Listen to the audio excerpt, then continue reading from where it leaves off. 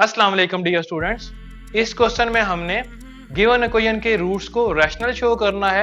उसके लिए हम डिस्क्रिमिनेंट को एक परफेक्ट स्केयर प्रूव करेंगे। तो सबसे पहले हम गिवन क्वाड्रेटिक इक्वेशन को लिखेंगे और इसका डिस्क्रिमिनेंट फाइंड आउट करेंगे। उसके बाद उसको हम सिंप्लीफाई करके एक कंप्लीट स्केयर बना देंगे। जब वो एक कंप्लीट स्केयर बन जाएगा देन हमारे पास ये शो हो जाएगा कि ये जो गिवन इक्वेशन है इसके रूट्स रैशनल हैं। तो सबसे पहले हम गिवन क्वाड्रेटिक इक्वेशन लिखते हैं which is a into B minus C x square plus B into C minus A x plus C into A minus B equals to 0। तो ये ऑलरेडी स्टैंडर्ड फॉर्म में लिखी हुई है, x टू द पावर 2 है, x to the power 1 है, आगे x involve नहीं है। तो इसको हम कंपेयर करते हैं standard form of quadratic equation से which is ax square plus bx plus c is equal to 0। Caps में a b c लिखने की वजह यह है कि गिवन क्वाड्रेटिक इक्वेशन में already small a b c involve थे। तो यहाँ पर हमारे पास a आ जाएगा small a into B minus C, b आ जाएगा हमारे पास small b into C minus A, और इसी तरह c आ जाएगा small c into A minus B.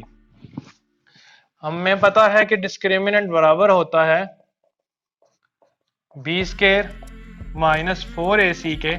तो यहाँ पर वैल्यूज पुट करते हैं, b की जगह b into C minus A ये पुट करेंगे on whole square minus 4, a की जगह a की वैल्यू है a into B minus C, और c की जगह c की वैल्यू है small c into a minus B.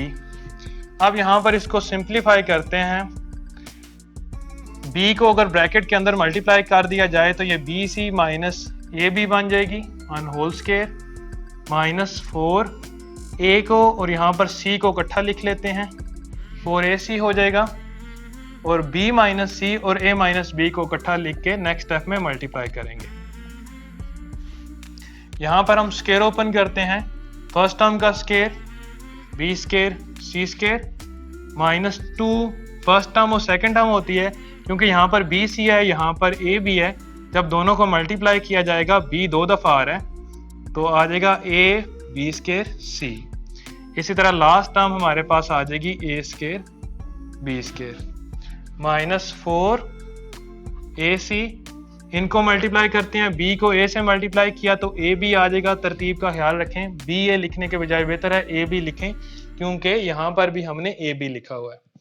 इसके बाद b जब माइनस b से मल्टीप्लाई होगा तो माइनस b स्केयर, फिर माइनस c a से मल्टीप्लाई होगा तो माइनस a c, फिर माइनस c माइनस b से मल्टीप्लाई होगा तो प्लस का b c, ब्रैकेट क्लोज होगी।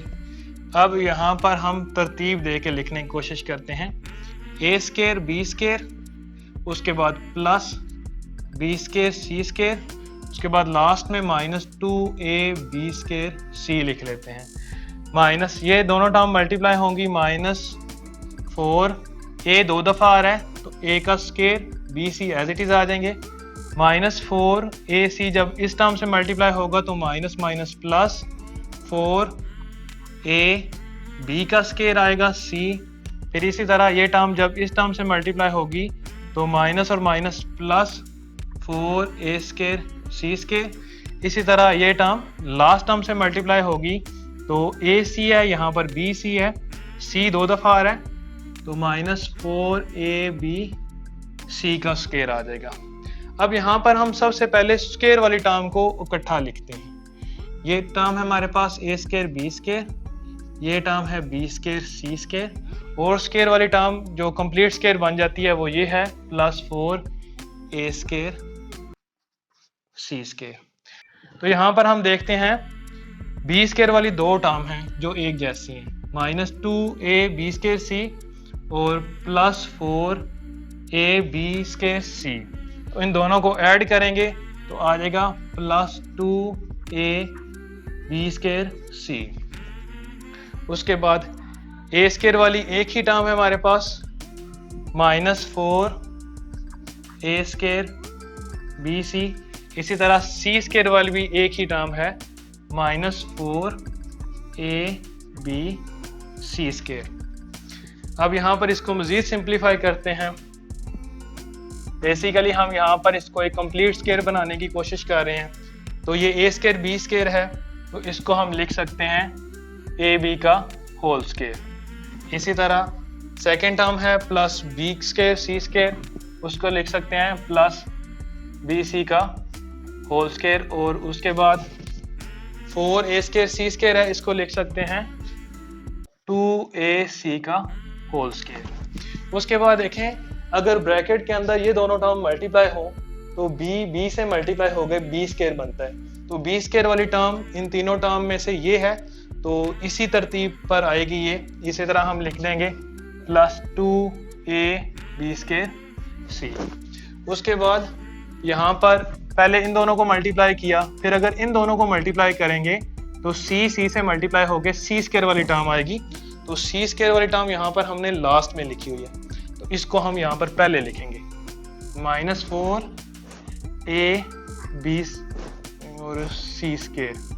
इसके बाद फर्स्ट और थर्ड को मल्टीप्लाई करें तो a 2 दफ़ा आ रहा है, तो a स्केयर वाली टर्म हमारे पास यहाँ पर ये मौजूद है, तो इसको हम लास्ट में लिख लेते हैं -4a स्केयर bc। बेसिकली यहाँ पर हम ये वाला फार्मूला बनाने की कोशिश कर रहे हैं, a plus b plus c का होल स्केयर, ये होता है a square plus b square plus c square plus 2ab plus 2bc plus 2ca।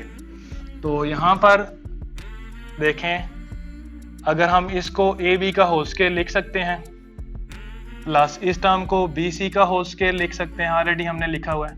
इसी तरह ये 2ac का होल स्केयर है, प्लस 2 इंटू ये फर्स्ट टर्म और ये सेकंड टर्म ए बी और बी सी। आप देखते हैं कि अगर मल्टीप्लाई करें तो ऊपर वाली टर्म बनती है, तो देखें 2ab 2 दफ़ा है, तो b स्केयर c, तो इसकी जगह हम ये वाली टर्म इस तरह लिख सकते हैं। इसी तरह प्लस 2, अब इन दोनों टर्म्स को लिखते हैं bc और 2ac। आप देखें, अगर इन दोनों टर्म्स को मल्टीप्लाई करें तो ये टर्म बन रही है, तो 2 टाइम 4 a b और c स्केयर, लेकिन यहाँ पर नेगेटिव साइन है, तो इसका मतलब है या इस टर्म के साथ नेगेटिव साइन है या इस टर्म के साथ नेगेटिव साइन है। तो अगर इस टर्म के साथ नेगेटिव साइन होता बी सी के साथ, तो यहाँ पर भी ये होना था और ये टर्म फिर नेगेटिव हो जाती। तो इसका मतलब ये है कि बी सी के साथ नेगेटिव साइन नहीं है, बल्कि ए सी के साथ नेगेटिव साइन है। तो देखें, अगर यहाँ स्केयर के अंदर हम माइनस लिख दें तो इससे पिछले स्टेप पर जाएं तो यहाँ पर भी माइनस आएगा, -2 इंटू ए सी का होल स्केयर। और इससे पिछले स्टेप में जाएं तो माइनस का स्केयर पॉजिटिव हो जाता है, +4a स्केयर c स्केयर आ जाएगा। यानी कि हम इसकी जगह इस तरह इसको लिख सकते हैं। स्केयर के अंदर अगर हम नेगेटिव लेके आते हैं तो पूरी टर्म पर फर्क नहीं पड़ता।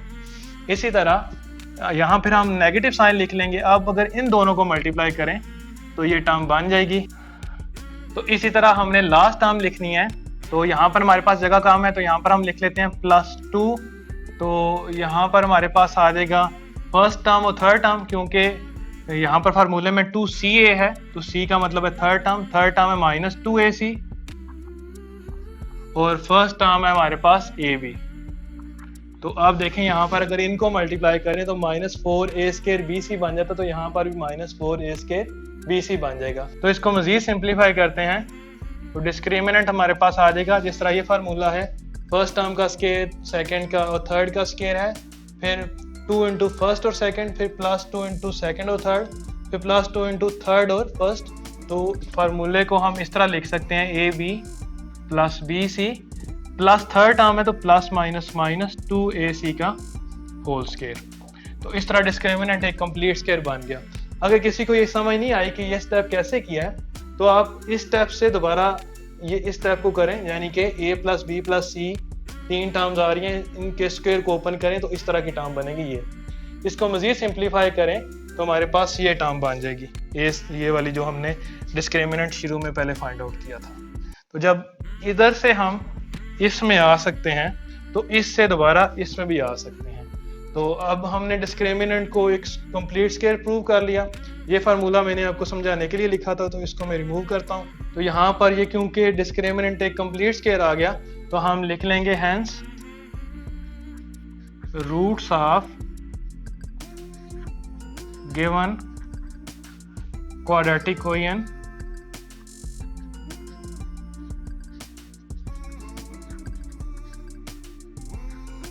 Are rational. तो इस तरह हमने इस क्वेश्चन को कंप्लीट कर लिया।